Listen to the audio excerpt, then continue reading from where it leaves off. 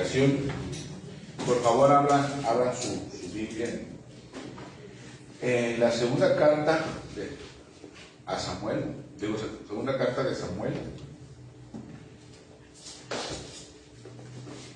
segundo libro de Samuel, perdón, estoy con el Nuevo Testamento, no, segundo libro de Samuel, capítulo 12, segundo libro de Samuel, capítulo 12. Si quieren notar el título del mensaje, le puse por título la parábola de Natán. La parábola de Natán. ¿Ya están ahí? Segundo libro de Samuel, capítulo 12. ¿Ya están ahí? Dice: Jehová envió a Natán a David, y viniendo a él, le dijo: había dos hombres en una ciudad, el uno rico y el otro pobre. El rico tenía numerosas ovejas y vacas, pero el pobre no tenía más que una sola corderita que él había comprado y criado, y que había crecido con él y con sus hijos juntamente, comiendo de su bocado y bebiendo de su vaso, y durmiendo en su seno. Y la tenía como una hija.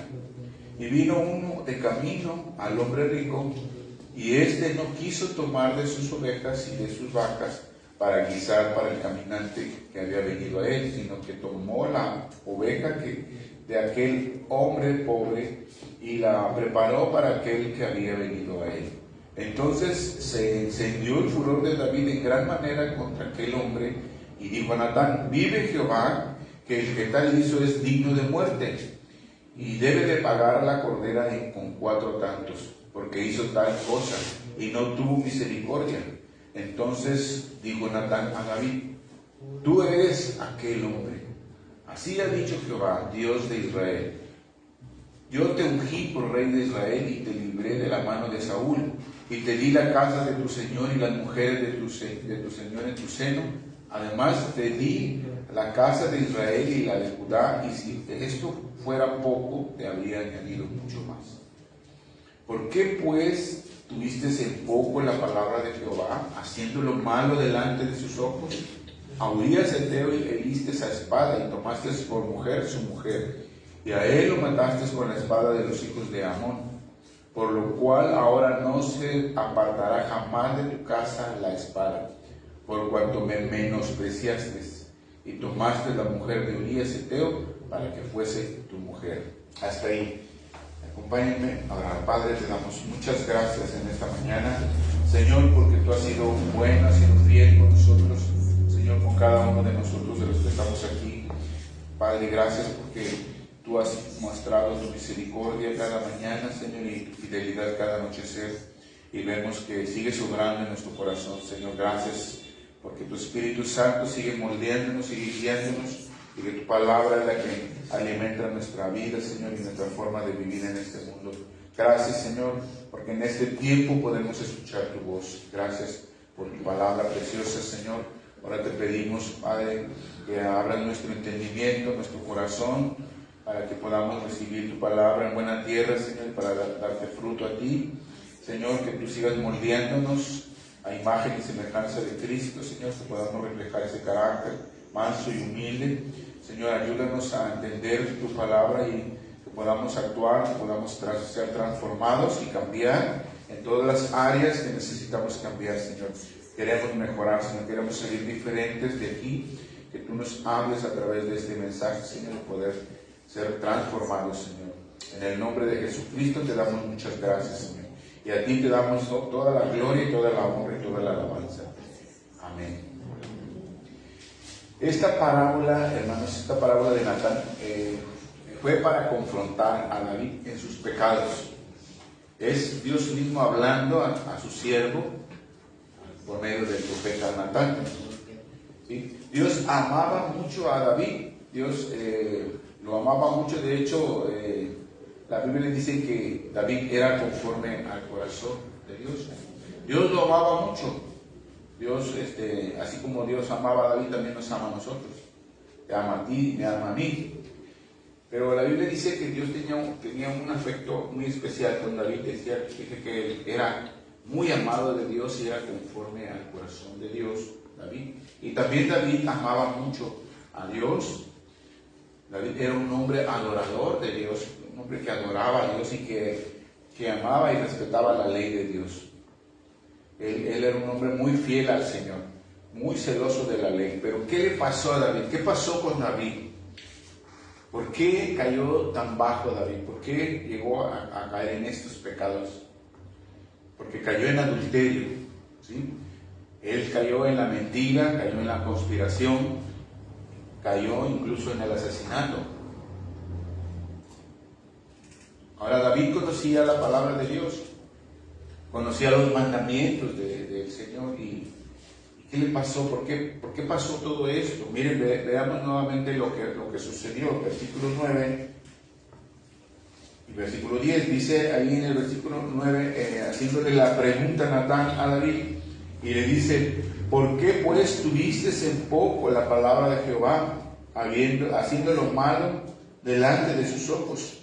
A Urías Heteo heriste a espada, y tomaste por mujer a su mujer, y a él lo mataste con la espada de los hijos de Amón. Por lo cual ahora no se apartará jamás de tu casa la espada, por cuanto me menospreciaste, y tomaste la mujer de Urías Heteo para que fuese tu mujer. Esto es lo que pasó con David. Pero el profeta lo confronta con todo eso y le dice de parte de Dios que le va a venir un castigo, le va a venir consecuencia por ese pecado, por esos pecados, le viene una consecuencia muy grave. Y lo que le dice ahí en el versículo dice que no se apartará la espada de tu casa. Significa que va a venir muerte y muerte sobre tu descendencia como castigo. O sea, muy enérgica la corrección, pero es lo que le estaba hablando a David, diciéndole: por cuánto me menospreciaste.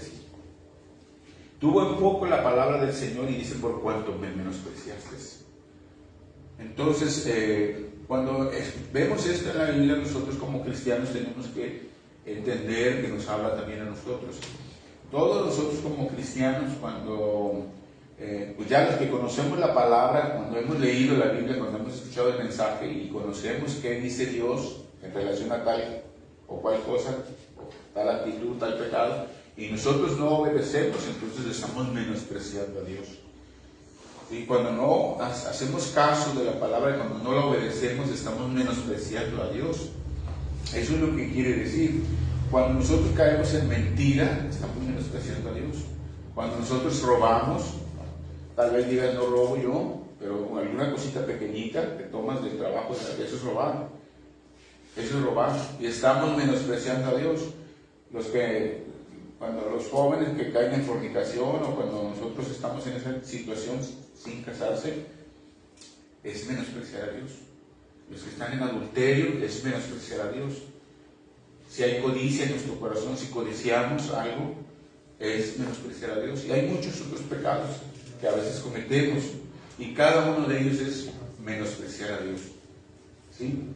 Si hablamos falso testimonio, si pues murmuramos de los demás, eso es menospreciar a Dios, eso es pecado. Todo lo que sea pecado y nosotros no obedecemos a lo que ya Dios nos ha dado, es menospreciar a Dios. Entonces David fue confrontado en esta ocasión por los pecados que había cometido. Fue confrontado de esa manera por el profeta Natán. Y nosotros en algún momento, todos nosotros, somos confrontados por nuestros pecados. Somos confrontados de alguna forma. Dios nos va a confrontar de alguna manera, de alguna forma. Por ejemplo, cuando leemos la Biblia, cuando estamos orando, cuando alguien nos viene y nos da una palabra de exhortación: mira, hermano, es que está mal esto, por esto. Cuando escuchamos un mensaje, somos confrontados. Ahora mismo estamos siendo confrontados. Dios quiere que seamos justos. Dios quiere que seamos justos. Dios nos corrige por el amor que nos tiene, por su gran amor. Él nos corrige, aunque a veces esto nos va a doler, ¿sí? Pero Él quiere que estemos bien, que seamos justos, que seamos como Él es santo. Pero a veces es más fácil reconocer las injusticias de otros que nuestras propias injusticias.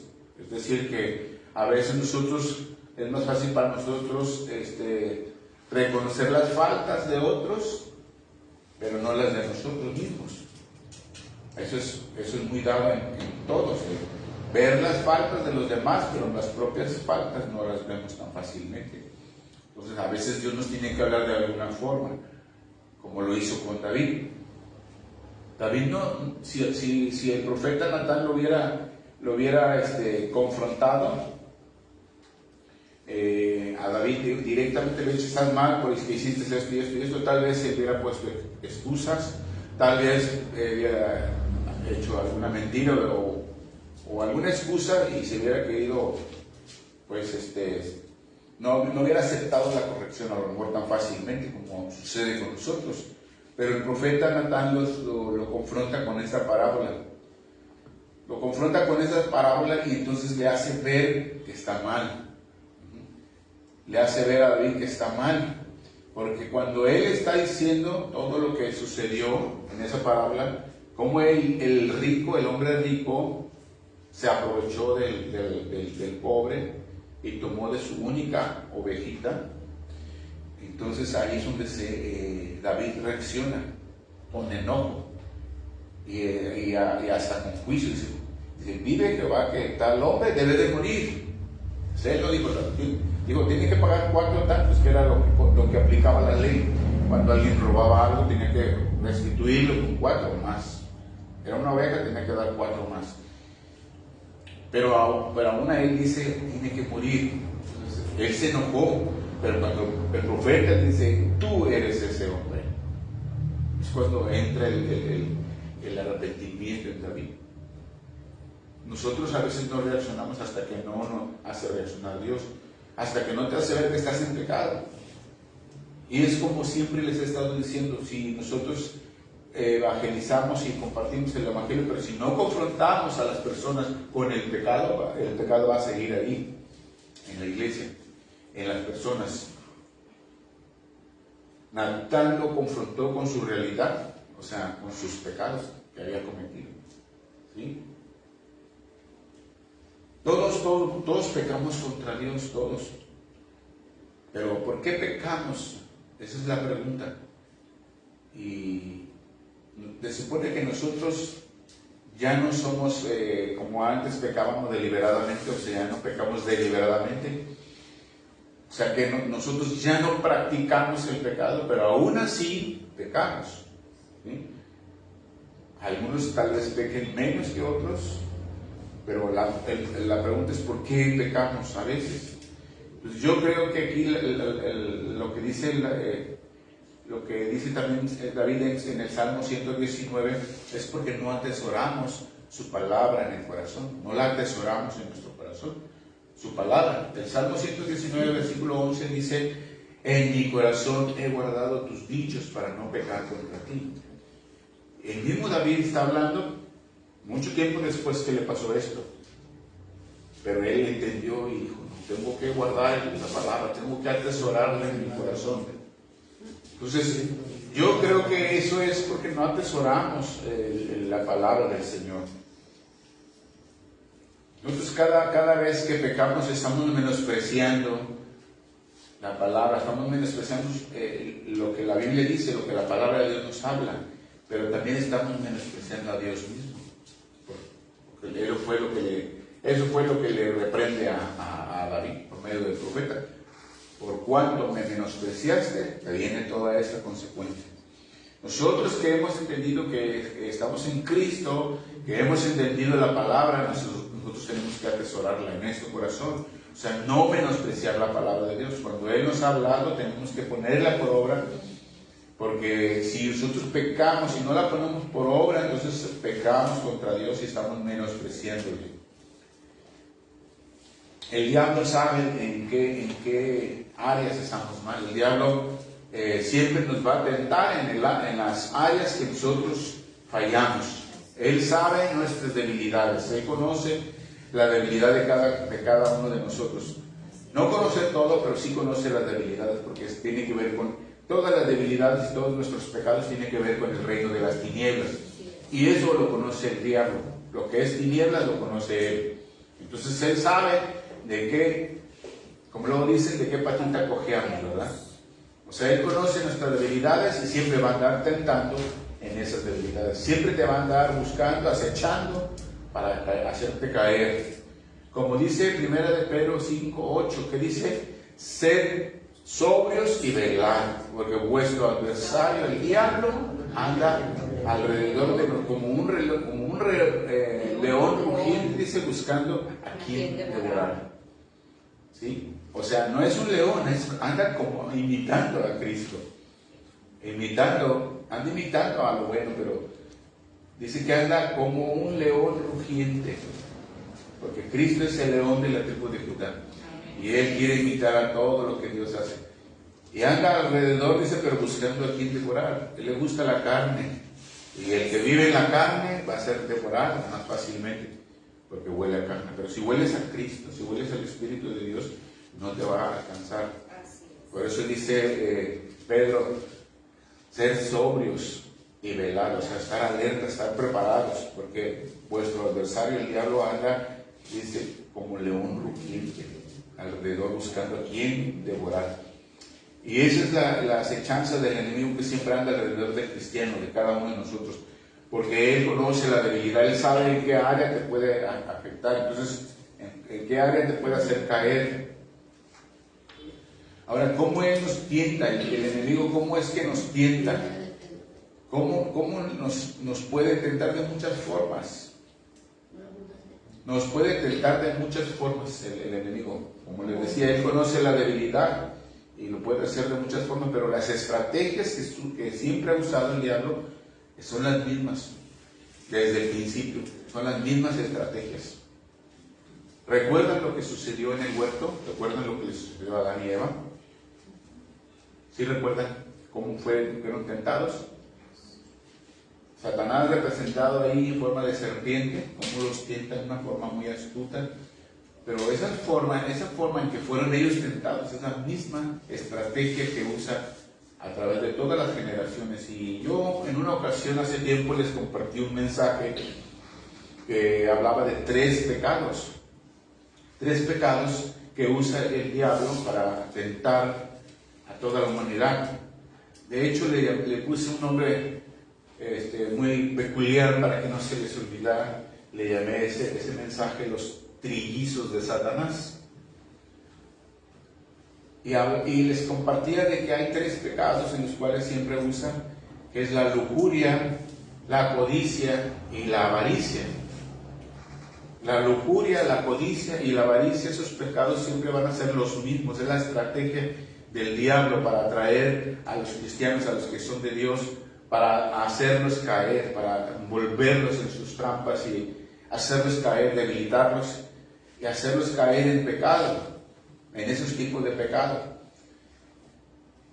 La lujuria, la codicia y la avaricia.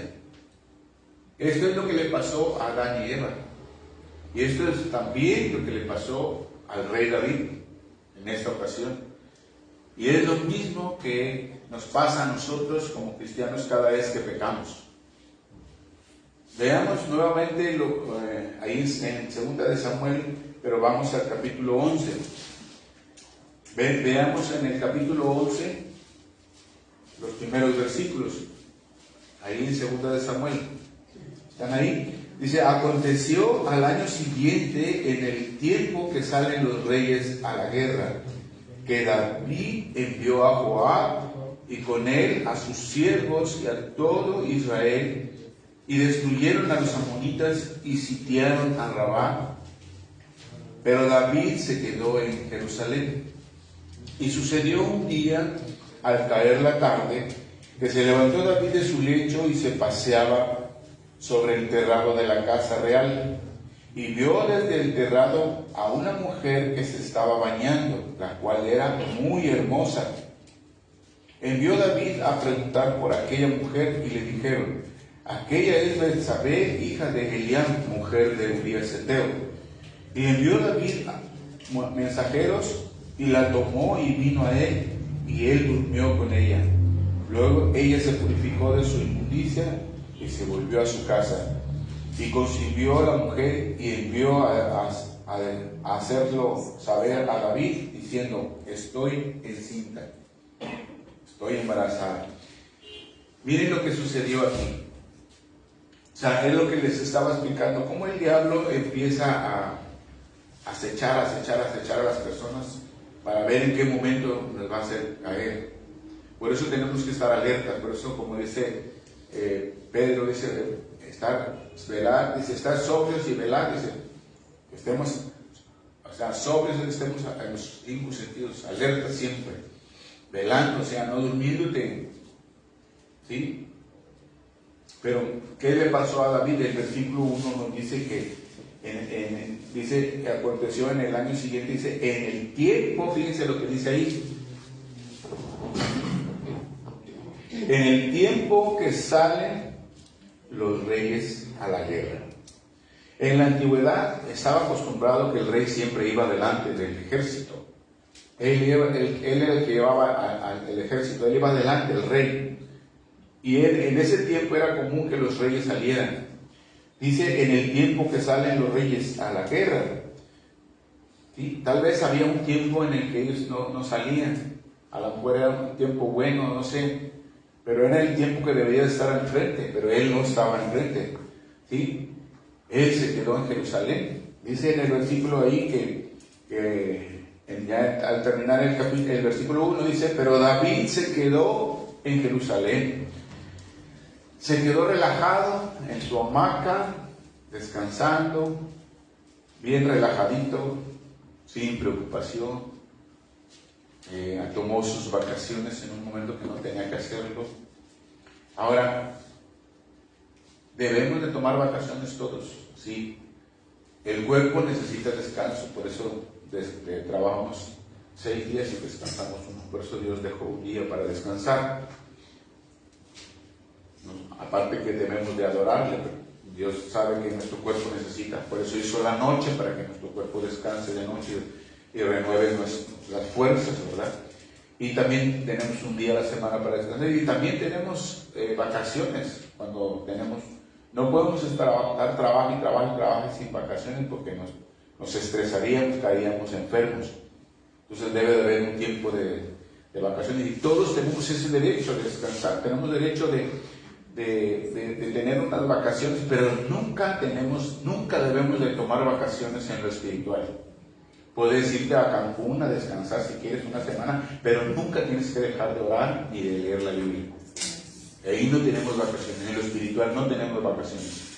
Eso es lo que sucedió con David, se relajó y vino la tentación. Por eso es que nosotros como cristianos no podemos tener vacaciones. O sea, espiritualmente hablando, nunca debemos dejar de leer la Biblia, de orar, aunque tú te vayas a viajar o de vacaciones. Eso es lo primero. Y esto sucedió a David. Miren lo que dice en el versículo 2. Y sucedió un día, al caer la tarde, que se levantó David de su lecho y se paseaba sobre el terrado de la casa real, y vio desde el terrado a una mujer que se estaba bañando. Y luego que dice, la cual era hermosa. Vio desde el terrado a una mujer que se estaba bañando. Claro que se estaba bañando, no con ropa. Estaba bañando desnuda. Y dice ahí, y la cual era hermosa. Imagínense el cuadro, imagínense la escena. El diablo acechándolo ahí por un ladito, como ese espíritu también, no se ve, pero por ahí está en las esquinitas viendo a ver qué va a hacer. Lo ve que está en la hamaca ahí, y lo ve que se levanta, y en ese momento el diablo sabe que Betsabé se está bañando, y ella era pues de la esposa de Urías, uno de los guerreros de David, que vivían alrededor del palacio, y lo ve hacia abajo, y los baños sin techo en ese tiempo.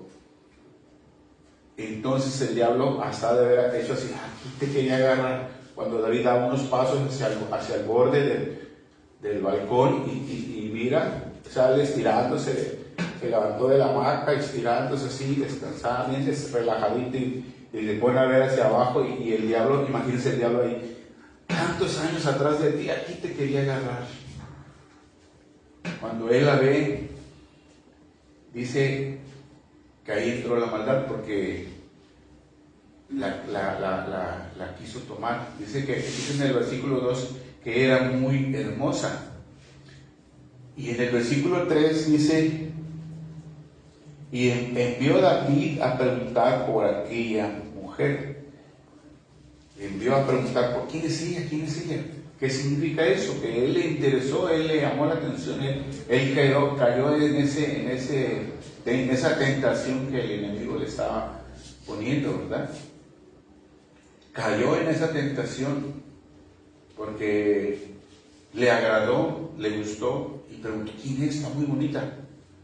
Y ya le dijeron, es la hija de Eliam, la esposa de Urías, tu soldado. Y rápidamente, dice en el versículo 4, y envió David mensajeros y la tomó y vino a él y durmió con ella.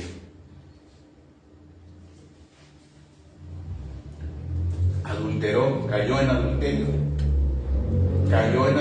¿Hasta dónde llegó el pecado? Y luego la consecuencia dice en el versículo 5 que quedó embarazada. El pecado trae más pecado. Cuando alguien cae en pecado, eso acarrea más pecado.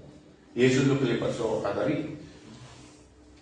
O sea, cayó en las trampas del enemigo, en lo sutil, en lo que es suavecito, sin darse cuenta, sutilmente fue siendo envuelto en este pecado, en esta maldad, y cayó en las trampas del enemigo, la estrategia del enemigo. Lo que les decía, las estrategias del enemigo. Esos 3 pecados que les estaba comentando son los que siempre ha usado el enemigo, esos 3 pecados. Y miren lo que pasó: lujuria, codicia y avaricia. Veamos lo que sucede en el principio, como Génesis capítulo 3, cómo es que también es envuelta la mujer, Eva y Adán. Pero dice en el versículo, en Génesis 3:6, cuando ya el enemigo le mete en su mente el pecado, la empieza a tentar de esa forma, por esa concupiscencia que hay en nosotros, de hacer lo malo. Él sabe que hay esa debilidad, y el diablo sabe que todos los pecados van a entrar, la mayoría, casi todos, por la vista, por los ojos, ¿sí? Dice en el versículo 6, y vio la mujer que el árbol era bueno para comer. Vio que era bueno para comer y que era agradable a los ojos y árbol codiciable para alcanzar sabiduría. Y tomó de su fruto y comió y dio también a su marido, el cual comió así como ella. Y eso es lo que les decía, hermanos, esos 3 pecados que Satanás usa para seducirnos siempre ha sido lo mismo: la lujuria, la codicia y la avaricia. Eso siempre ha sido, desde que ellos pecaron, a través de todas las generaciones hasta el día de hoy, son esos 3 pecados que usa para atraernos y hacernos caer en pecado. Vemos siempre todas las cosas agradables a nuestro parecer, ¿verdad? Sabemos que nos hace mal la comida que no está bien, pero la vemos bien rica y ¡ay, esto me gusta! La carnita, los chicharrones, las garnachas, la barbacoa, los tamalitos, todo grasoso, todo lo grasoso. Aunque sea algo que no te agrada, pero como te entra por los ojos, y nosotros como mexicanos comemos por los ojos primero. Siempre, o sea, tenemos que ver la comida que se vea agradable. Y nos atrae muchas cosas. Entonces, eso es lujuria, ¿sí? Ahora, Todos los pecados, como les decía, casi entran por los ojos. La mujer dice ahí, Eva, dice en ese versículo, y la mujer, o sea, Eva dice, vio que el árbol era bueno para comer, o sea, entra por los ojos, era agradable a los ojos.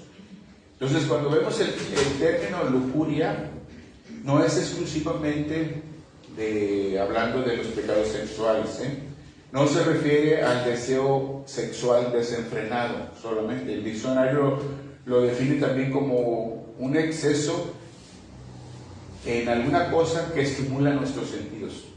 Un exceso en algo que estimula nuestros sentidos. Puede ser por el oído, que le gusta mucho la música, por la vista, por el olfato, por la boca, el gusto. O sea, estimula nuestros sentidos de una forma exagerada, pero principalmente por los ojos. ¿Sí? Eso se llama lujuria. De tal manera que cuando deseamos algo o aquello con una forma exagerada, eso es lujuria. ¿Sí? O sea, que si tú deseas algo de una forma exagerada, eso es lujuria. O sea, no es exclusivo del pecado sexual. Y hoy en día, ¿cuántas cosas podrían ser agradables a nuestros ojos? Que a veces son, nos llama mucho la atención y produce en nosotros un deseo exagerado por tener esto o la otra cosa.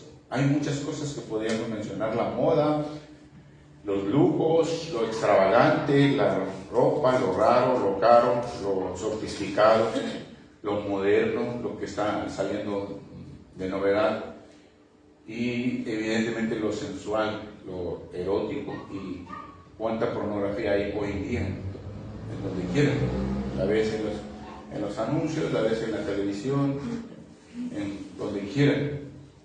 Todo esto nos atrapa por la vista, y a veces no necesitamos mucho de las cosas. Decimos: lo necesito, lo quiero, deseo eso, quiero tenerlo, lo quiero y lo tengo que tener. Entonces, ese tipo de cosas es lujuria, y tenemos que cuidarnos de todo eso. El otro pecado es la codicia. Cuando en el versículo 6 dice que era codiciable, dice en el versículo 6 de Génesis que estábamos leyendo, y bueno, en el capítulo 3, versículo 6, cuando estamos leyendo lo que sucedió con Eva, dice que era codiciable a los ojos. Y hay muchas cosas que a veces codiciamos, ¿verdad? La codicia es un deseo por el dinero, todos lo sabemos. Es un deseo por el dinero, por tener más dinero. Pero el diccionario también lo define como el deseo vehemente de poseer algo.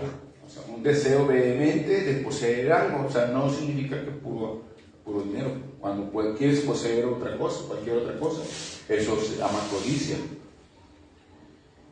¿Sí? Y esa codicia está en el corazón de todos los hombres. ¿Sí? Entre más tienen, más quieren. Entre más tienen, más quieren. Eso fue lo que pasó con David. David era el rey David. En realidad él tenía su reino a su poder. Él tenía todo lo que él quería. Pero él quería más. Y eso es lo que dice en el versículo que leímos en 2 de Samuel. Vean nuevamente en el capítulo 12, dice en el capítulo 12, verso 7. Dice en el verso 7, dice: entonces dijo Natán a David: tú eres aquel hombre. Así ha dicho Jehová, Dios de Israel: yo te ungí por rey sobre Israel, y te libré de la mano de Saúl. Te di la casa de tu señor y las mujeres de tu señor en tu seno. Además te di la casa de Israel y de Judá. Y si eso fuere poco, te habría añadido mucho más. Fíjense todo lo que tenía David, pero aún él quería más. ¿Sí? Él tenía todo, no necesitaba nada. Pero esa es la codicia, que aunque ya no necesitas, tú quieres tener más.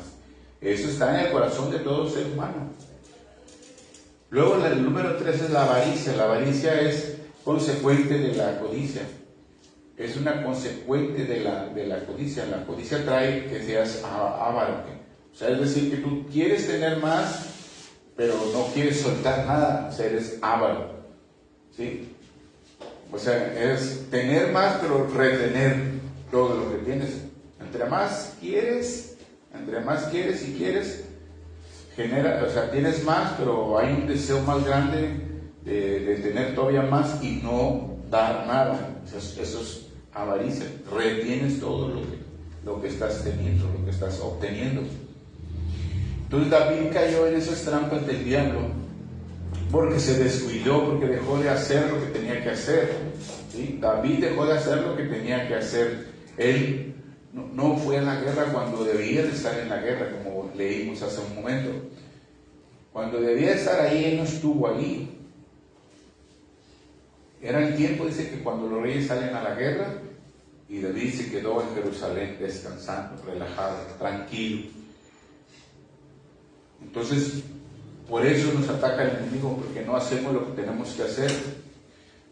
Los pecados de David trajeron muchas consecuencias. Le vinieron primeramente como consecuencia murió su hijo que concibió con Betsabé. Murió. A los 7 días murió. Y luego, un tiempo después, uno de sus hijos, Amnón, tomó a una media hermana, Tamar, y la violó. Y el hermano de Tamar, después, que era Absalón, conspiró y mató a su hermano Amnón. Y después, más adelante, Absalón se rebeló contra David y quiso tomar el reino. Y hizo guerra contra David, y es cuando David anduvo huyendo de su mismo hijo. Imagínense toda la consecuencia que iban a David por los pecados.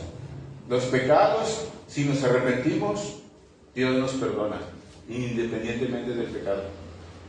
Si tú te arrepientes con todo tu corazón, Dios nos perdona, pero las consecuencias del pecado vamos a estarlas pagando un tiempo. Aún en eso Dios nos ayuda. Le vinieron consecuencias muy serias a David. De hecho, se dice que de esa situación David sacó el Salmo 51, ¿se acuerdan? Aquí se cumplió la profecía de Natán, aquí cuando le dice en el versículo 9, segunda de Samuel, capítulo 12, el versículo 9 dice: ¿por qué pues tuviste en poco la palabra de Jehová, haciendo lo malo delante de sus ojos? O sea, porque sabía Natán, el profeta, que David era un hombre de Dios. Pero dice: ¿por qué tuviste en poco la palabra del Señor? Y luego le explica lo que hizo. Dice: a Urías Eteo heriste esa espada y tomaste por mujer a su mujer, y a él lo mataste con la espada de los hijos de Amón. Y luego en el versículo 10 dice: por lo cual ahora no se apartará jamás de ti, de tu casa, la espada. Aquí vemos la consecuencia. Dios quiere evitarnos consecuencias, hermanos. Dios quiere evitarnos consecuencias. Por eso es que, hermano o hermana, no tenemos que descuidar la comunión con Dios. No debemos de descuidar la comunión que tenemos con Dios. Eso es importantísimo eso. No descuides la lectura de la palabra, no descuides la oración. Tienes que estar leyendo la Biblia todos los días. Tienes que estar orando todos los días. No dejen de congregarse. Tienen que estar puntuales, congregándose, fiel, firmes. No fallar, solamente en algunas excepciones, pero tratar de ser fieles ahí. No deben de dejar de discipularse también cuando haya cursos, enseñanzas, de estar ahí fieles. Todo eso es lo que nos alimenta para no ser tentados tan fácilmente. Porque si nos descuidamos y nos relajamos, vamos a ser tentados y vamos a pecar, y entonces vamos a mostrar a Dios que no le amamos, sino al contrario, que lo menospreciamos. ¿Sí? Varón, ¿estás al frente de la batalla? Te pregunto, ¿estás al frente de la batalla? Porque debemos de estar al frente de la batalla. Cada uno de nosotros, varones, tenemos la responsabilidad de estar al frente. Orando por nuestra esposa, por nuestros hijos, intercediendo, ser puntuales en las enseñanzas, estar viniendo a los estudios, estar leyendo todos los días la Biblia, orando, Señor, ayúdame. ¿Por qué? Porque somos los que vamos al frente y Dios nos va a pedir cuentas a nosotros primeramente por varones. Tenemos la responsabilidad y vamos a rendir cuentas cuando pasemos de este mundo al otro lado de la gloria y nos presentemos ante el Rey de Reyes y Señor de Señores, y Él nos va a pedir cuentas. ¿Y qué hiciste? Como le piden cuentas a todos los talentos. ¿Qué hiciste con los talentos? ¿Qué hiciste con lo que yo te di? Lo principal, con la salvación y la responsabilidad que tú tenías como cabeza, como varón. ¿Qué hiciste? Entrégame cuentas. ¿Sí? Es difícil, por ejemplo, para nosotros. Estamos al frente de una congregación, pero la primera cuentas que Dios me va a pedir son las de mi familia, no las de ustedes, y aparte las de ustedes. Entonces, cada uno de nosotros como varones tenemos que rendir cuentas ante nuestro Padre, porque Él nos ha puesto para liderar, para estar al frente, como el rey. Así como el rey, que los reyes iban al frente de la guerra, nosotros, todos los varones, tenemos que tener esa responsabilidad y aplicarnos. Y recordar que el enemigo siempre anda alrededor. Por eso tenemos que ser sobrios y velar, porque él anda alrededor de nosotros siempre para ver a quién devora. Anda como león rugiente. Y ese diablo siempre va a usar esa estrategia, esos trillizos que tiene, que es la lujuria, la codicia y la avaricia, para hacernos caer en la tentación y pecar contra Dios. Así es que debemos de estar alertas, hermanos. Debemos de estar alertas y prepararnos cada día para la batalla. Amén.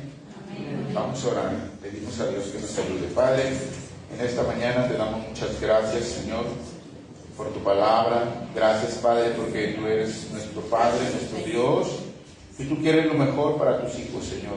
Gracias porque tú sigues obrando a pesar de nosotros, Señor. Tú sigues obrando a pesar de nuestra infidelidad, Señor. Tú eres fiel. Por eso te damos tantas gracias, Señor. Te bendecimos porque tú amas a tus hijos, amas a tu pueblo, Señor. Nos has llamado una vez más a reunirnos para escuchar este mensaje, Señor, para alertarnos, para que estemos preparados, para que podamos resistir todo lo que venga, Señor, pero no en nuestras fuerzas, sino con el poder de tu Santo Espíritu, Señor.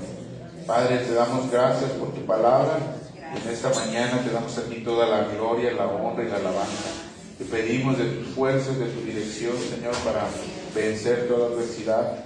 Pedimos también de tu poder, Señor, de tu poder, Espíritu Santo, para que nos ayudes a poder alinear nuestras vidas, Señor, y tomar pues todo lo que tú nos has mostrado, Señor, actuar y tomar decisiones correctas, Señor, en los cambios que tenemos que hacer, Señor, las prioridades que tenemos que poner, Señor. Tú eres nuestra prioridad, Señor. Tu palabra, la lectura de la Biblia, la oración y todo eso es lo más importante, Señor, para nosotros ahora. Ayúdanos a poder poner ejemplo nosotros como varones, Señor, y poder guiar a nuestra familia por tu camino, Señor. Padre, gracias por tu palabra, te bendecimos, te damos a ti toda la gloria y la alabanza, en el nombre de Jesús. Amén.